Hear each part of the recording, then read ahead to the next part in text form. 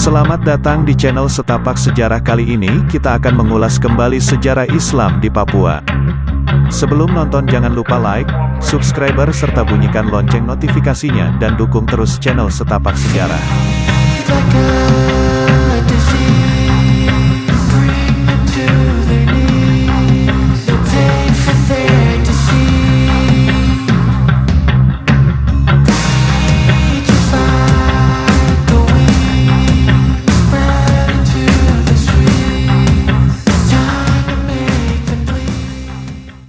Pada masa lampau, penyebaran Islam di Nusantara tidak hanya terpaku di daerah Sumatera dan Jawa. Islam juga berkembang di luar kedua daerah tersebut, yakni di Indonesia bagian timur. Setidaknya terdapat 4 kerajaan Islam di Indonesia Timur pada masa silam, yakni Jailolo, Tidore, Ternate, dan Bacan.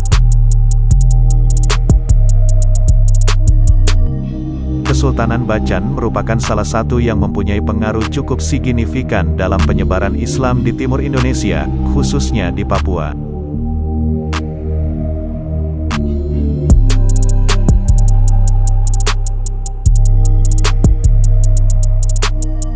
Memang terdapat beberapa versi cerita tentang hadirnya Islam di Papua. Salah satunya menyebut bahwa Islam di Papua lahir karena perang Samudera Pasai. Pada tahun 1224 disebutkan bahwa Kesultanan Samudera Pasai mengirim Tuan Syekh Iskandar Shah untuk berdakwah di Nuwor, Papua. Kala itu Syekh Iskandar membawa beberapa kitab, yakni Mushaf Al-Quran, kitab hadis, kitab tauhid, dan kitab kumpulan doa.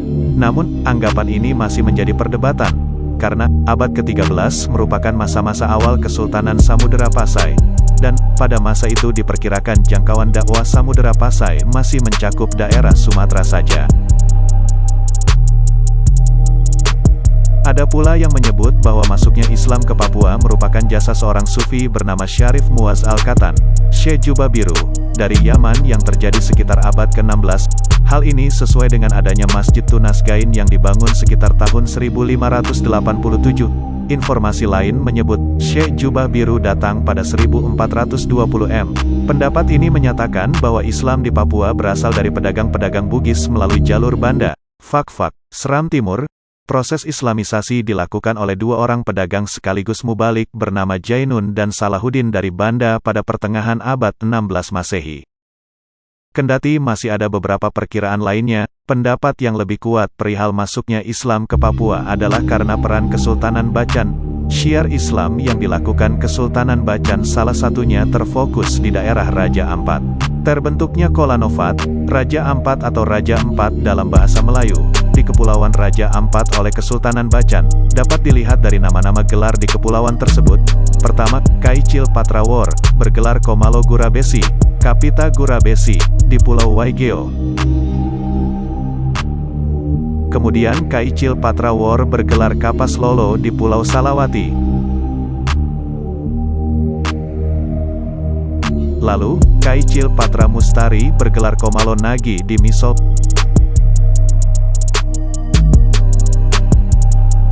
Terakhir Kaicil Boki Limatera bergelar Komalo Boki Sailia di Pulau Seram. Istilah Kaicil adalah gelar anak laki-laki Sultan Maluku. Menariknya, nama Pulau Salawati menurut tutur lisan masyarakat setempat, diambil dari kata salawat.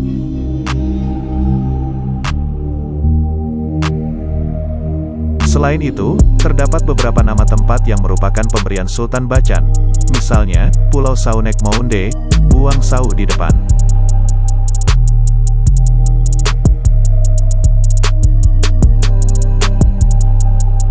Teminambuan, tebing dan air terbuang.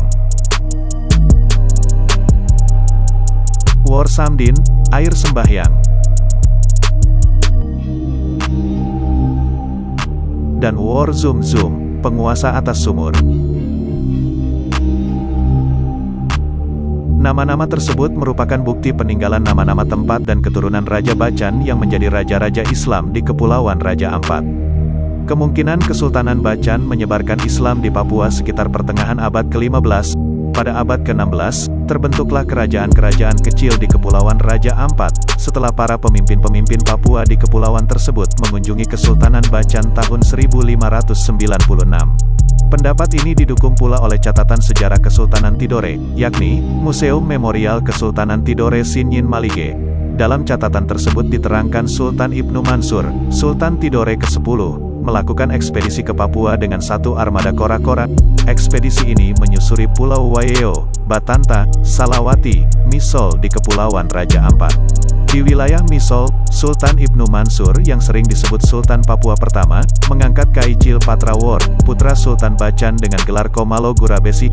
Kacili Patrawor kemudian dinikahkan dengan putri Sultan Ibnu Mansur, yaitu Boki Tayyibah.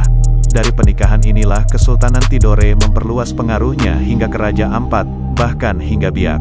Rangkaian peristiwa sejarah tersebut menjadi semacam bukti bahwa penyebaran Islam di Nusantara memang tidak hanya terfokus di Sumatera dan Jawa.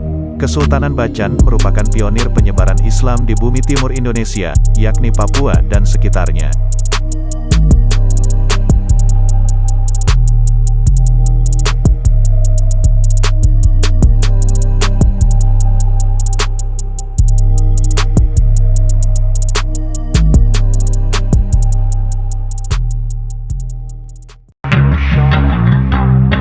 Selamat datang di channel Setapak Sejarah. Kali ini kita akan mengulas kembali sejarah Islam di Papua. Sebelum nonton jangan lupa like, subscribe serta bunyikan lonceng notifikasinya dan dukung terus channel Setapak Sejarah.